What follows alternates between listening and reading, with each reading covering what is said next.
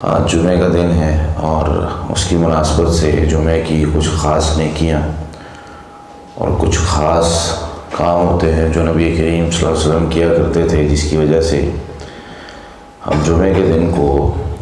مزید نیکیاں حاصل کرنے والا بنا سکتے ہیں۔ نبی کریم صلی اللہ علیہ وسلم نے ارشاد فرمایا، جو سب سے پہلی بات اور فضیلت والی بات ہے جو ہم ابھی حاصل کر چکے ہیں انشاءاللہ،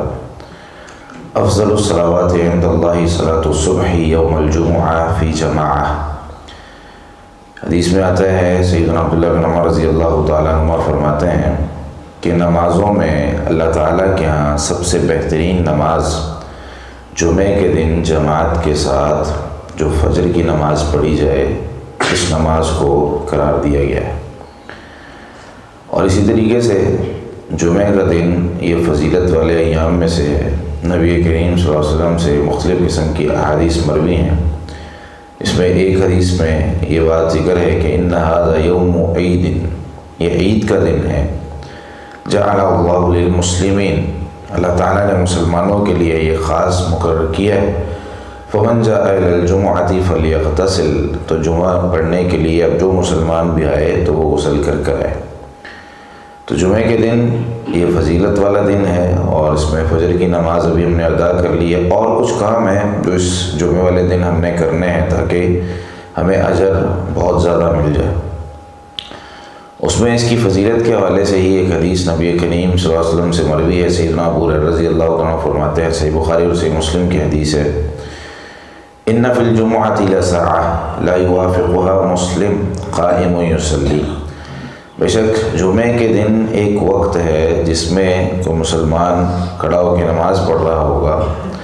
یسأل اللہ خیرا الا اعطاہ ایاہ، تو اس وقت وہ اللہ تعالیٰ سے جو بھی بھلائی مانگے گا اللہ تعالیٰ اسے وہ دے دیں گے۔ اور آپ صلی اللہ علیہ وسلم نے وقال بیدہ یقللها، آپ صلی اللہ علیہ وسلم نے اپنے ہاتھ سے اشارہ کیا اور کہہ رہے تھے بہت تھوڑا وقت ہے یہ۔ جمعے کے دن اگر کوئی شخص اللہ تعالیٰ سے دعائیں کر رہا ہے، نوافل پڑھ رہا ہے اور اس میں اپنے جو ضروریات ہیں ان کو مانگنے کی کوشش کر رہا ہے، تو ایک وقت ایسا آئے گا، اس کو آپ صلی اللہ علیہ وسلم نے خاص نہیں کیا، بتایا نہیں ہے کہ جمعے کے دن میں مغرب سے پہلے، اور ایک حدیث کے اندر وضاحت موجود ہے کہ نبی کریم صلی اللہ علیہ وسلم نے ارشاد فرمایا کہ یوم الجمعہ جو ہے 12 ساعۃ، اس کے 12 حصے آپ صلی اللہ علیہ وسلم نے فرمائے ہیں، اور فرمایا کہ لا یوجد فیہا عبد مسلم، اس میں کوئی بھی مسلمان بندہ یسأل اللہ شیئا الا آتاہ ایاہ، اللہ تعالیٰ سے کچھ بھی مانگ رہا ہوتا ہے اللہ تعالیٰ اسے وہ دے دیتے ہیں، فالتمسوها آخر ساعۃ بعد العصر، تو اس کو عصر کے بعد زیادہ تلاش کرو، یعنی عصر سے لے کر مغرب تک کا جو وقت ہے یہ اس دعا کی قبولیت کا ہے، یعنی عصر کے نماز کے بعد بیٹھ جائیں اور اذکار کرنا شروع کر دیں، دعائیں کرنا شروع کر دیں۔ یہ عام دنوں میں بھی ہے، یہ صرف رمضان میں نہیں ہے، یہ پورا سال ہی چلتا ہے۔ اور اسی طریقے سے جو کام ہم نے جمعے کے دن کرنے ہیں اس میں نبی کریم صلی اللہ علیہ وسلم پر کثرت کے ساتھ درود بھیجنا یہ بہت ضروری ہے۔ نبی کریم صلی اللہ علیہ وسلم نے ارشاد فرمایا، اکثر الصلاۃ علی یوم الجمعہ ولیلۃ الجمعہ، کہ جمعے کے دن اور جمعے کی رات مجھ پر کثرت سے درود بھیجا کرو، فمن صلی علیہ صلاۃ صلی اللہ علیہ عشرہ، جس نے مجھ پر ایک مرتبہ درود بھیجا اللہ تعالیٰ اس پر 10 رحمتیں نازل کریں۔ تو جمعے کے دن اور جمعے کی رات بہت زیادہ درود پڑھنا چاہیے، عام دنوں میں بھی درود بہت افضل ہے، لیکن جمعے کے دن اور جمعے کی رات خاص حکم ہوا کہ بھئی جمعرات کی مغرب سے لے کے جمعے کی مغرب تک یہ جمعے کا دن اور جمعے کی رات بنتا ہے، کیونکہ مغرب رات جو ہے وہ پہلے آ جاتی نا، تو جمعرات کی مغرب سے لے کے جمعے کی مغرب تک یہ کثرت کے ساتھ درود پڑھنا چاہیے۔ دوسرا جو کام اس میں یہ ہے کہ غسل کرنا چاہیے اور خوشبو لگانی چاہیے اور تیل لگانا چاہیے، نہا کے اچھے کپڑے پہننے چاہیے اور تیار ہو کے پھر مسجد آنا چاہیے۔ یہ نبی کریم صلی اللہ علیہ وسلم کی سنت تھی۔ نبی کریم صلی اللہ علیہ وسلم نے ارشاد فرمایا، الغسل یوم الجمعہ واجب علی کل محتلم، کہ جمعے کے دن کا غسل ہر بالغ مرد پر، ہر بالغ پر ضروری ہے، وَإِن يَسْتَنَّ وَإِن يَمَسَّ طِيبًا إِن وَجَدَ، اور یہ کہ بندہ تیل شیل لگائے، خوشبو لگائے، تیار ہو اور سنت کے مطابق اپنے آپ کو اچھا صاف ستھرا کر کے مسجد آئے۔ اسی طریقے سے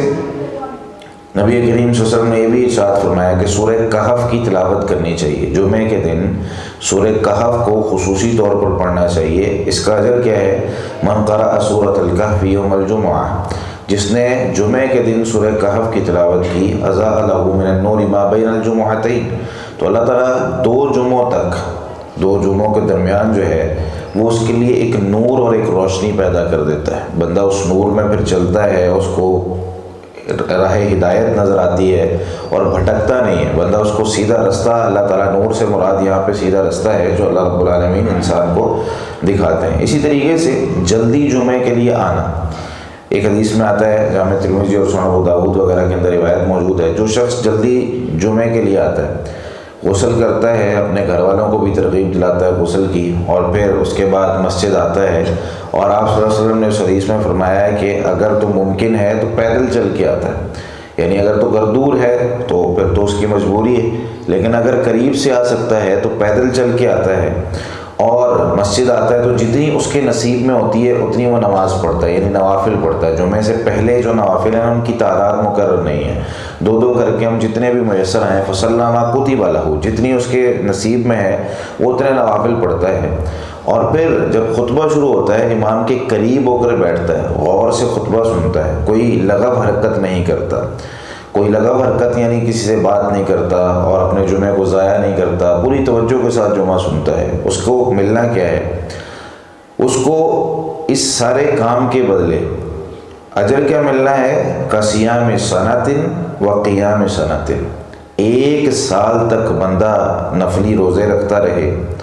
ایک سال تک بندہ رات کو تہجد اور تراویح پڑھتا رہے، صرف اتنا کام کرنے سے اس کو یہ اتنا زیادہ اجر مل جاتا ہے۔ یہ بہت بڑی فضیلت ہے، اور علماء کرام لکھتے ہیں اس حدیث کی شرح میں کہ جتنے بھی اعمال ہیں ان میں سب سے زیادہ فضیلت جو ایک تھوڑے سے وقت میں حاصل کرنے کے لیے بندے کو جو موقع دیا گیا نا، وہ یہ والی فضیلت ہے۔ یعنی بہت سارے اعمال اس طرح کے ہیں جس پہ محنت اور مشقت بہت زیادہ لگتی ہے، یہ کرنا ہی ہے، جمعہ تو پڑھنا ہی ہے، کیونکہ نبی کریم صلی اللہ علیہ وسلم نے ارشاد فرمایا بھائی جمعہ چھوڑنے سے باز آ جاؤ، جمعہ چھوڑنے سے باز آ جاؤ، ورنہ اللہ تعالیٰ تمہارے دلوں پر مہر لگا دے گا اور تم غافل لوگوں میں سے ہو جاؤ گے۔ جمعہ پڑھنا ہی ہے، یہ ہر بندے پر فرض ہے۔ اب پڑھنا ہی ہے تو پھر تھوڑا سا پہلے کیوں نہیں نکل آتے ہم؟ وہ جو لمبی حدیث ہے جس میں نبی کریم صلی اللہ علیہ وسلم نے ارشاد فرمایا جو جمعے کے دن غسل جنابت جس طرح کیا جاتا ہے اس طریقے سے غسل کرتا ہے، پھر جمعے کی طرف آتا ہے تو پہلی گھڑی میں آ گیا تو اتنا اجر ملتا ہے اس کو جس طریقے سے اس نے اللہ کے راستے میں ایک گائے کو ذبح کیا، بلکہ ایک اونٹ کو اس سے پہلے ہے، ایک اونٹ کو ذبح کیا، اس کے بعد دوسری گھڑی میں آتا ہے اس نے ایک گائے کو ذبح کیا، اس کو اتنا اجر ملتا ہے۔ جو تیسری گھڑی میں آتا ہے اس کے لیے آتا ہے کہ اس نے ایک سینگوں والا مینڈھا ذبح کیا، یعنی بکرے کی جو نسل سے ہے وہ ذبح کیا۔ اسی طریقے سے جو چوتھی گھڑی میں آ گیا تو اس نے ایک مرغی اللہ کے راستے میں دی اور اللہ کے راستے میں اس کو قربان کیا، اور اسی طریقے سے جو پانچویں درجے میں آتا ہے تو اس نے ایک اللہ کے راستے میں انڈا وہ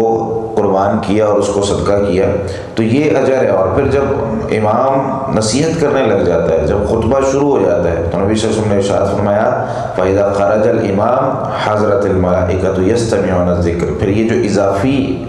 اجر لکھنے والا فرشتہ ہوتا ہے یہ اپنا رجسٹر بند کرتا ہے اور آ کے امام کی نصیحت اور خطبہ سننے لگ جاتا ہے، پھر وہ اجر لکھنا بند کر دیتا ہے۔ پھر جمعے کا اجر تو ملے گا لیکن وہ اضافی جو اجر ہے جو پہلے آنے والا ہے وہ نہیں ملے گا۔ تو بہت ساری چیزیں ہیں جو ہمیں جمعے کے دن کرنی چاہیے اور اس سے ہمیں فائدہ ہو سکتا ہے، تو ان میں یہ چیزیں جو ہے ان کو فوکس کر کے آج کریں، کوشش کریں کہ یار جمعے کا دن ہے تو مجھے جو ہے وہ اضافی اجر حاصل کرنا ہے، ہر طریقے سے میں جلدی اٹھوں، ٹھیک ہے سونا ہے تو سوئیں لیکن جلدی اٹھیں، تیاری کریں اور گھر والوں کو ترغیب دلائیں۔ جمعے کے لیے خواتین کا بھی یہاں پہ مسجد میں انتظام ہوتا ہے، اوپر کی منزل خواتین کے لیے خاص ہے، تو اس میں جو ہے وہ خواتین کو بھی لایا جا سکتا ہے، وہ بھی جمعہ سنیں، خطبہ سنیں، نصیحت حاصل کریں، اس کے بعد جو ہے وہ بندہ جمعے کے بعد چلا جائے اور اپنا رزق تلاش کرے۔ اللہ رب العالمین نے فرمایا کہ جب جمعے کی اذان دی جائے فَاسْعَوْا إِلَىٰ ذِكْرِ اللَّهِ وَذَرُوا الْبَيْعَ، اللہ کے ذکر کی طرف آ جاؤ اور خرید و فروخت کو چھوڑ دو۔ پھر جب نماز پوری ہو جائے فَانْتَشِرُوا فِي الْأَرْضِ، پھر زمین میں پھیل جاؤ، جا کے اپنا رزق تلاش کرو، اللہ رب العالمین برکت دے۔ تو یہ ساری چیزیں اللہ رب العالمین نے ہمارے لیے ضروری قرار دی ہیں جو ہمیں کرنی ہے۔ اللہ رب العالمین ہمیں عمل کی توفیق عطا فرمائے۔ جزاکم اللہ خیر۔